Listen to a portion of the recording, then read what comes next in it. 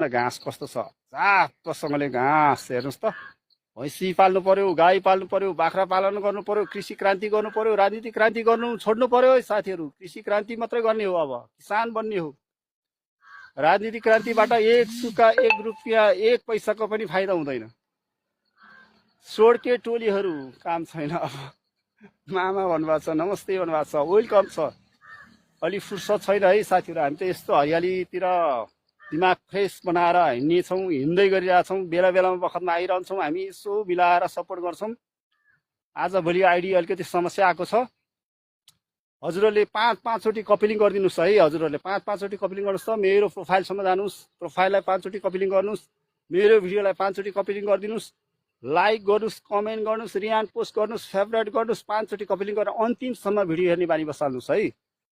अनि मात्रै आइडी बन्छ ल साथीहरू हामी यता छौँ साथीहरू यता छौँ हामी आनन्द छ हेर्नुहोस् त यस्तो हरियाली छ है साथीहरू ल हेर्नुहोस् त ओहो अर्ग्यानिक है साथीहरू ल हेर्नुहोस् पुरै हरियाली ल हेर्नुहोस् ओहो क्या रमाइलो बेला बेलामा हामी आइबस्छौँ यो लाइनमा है हामी यही अब भाइरल स्थल हो हाम्रो बिहान बेलुका चाहिँ हामी यही मर्निङ वाक अनि तपाईँको चाहिँ बेलुका पोखरमा चाहिँ सरर हिँड्ने बानी बाटो पनि यही हो हाम्रो हरियाली जङ्गल आम्मामामामा कति राम्रो ठाउँ छ ल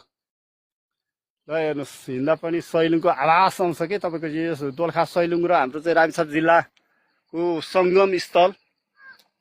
ठुलो दोलखा सैलुङको आवाज आउँछ के महसुस आउँछ के कति आनन्द छ ल हेर्नुहोस् त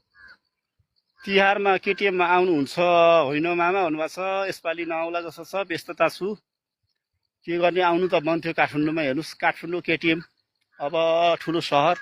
धनाढ्य बस्ने सहर सुखी सम्पन्न भएको सहर काठमाडौँ ब्यालेन्स सिटी भन्छ होइन आउनु त मन थियो अब के गर्ने अब समयको बावजुद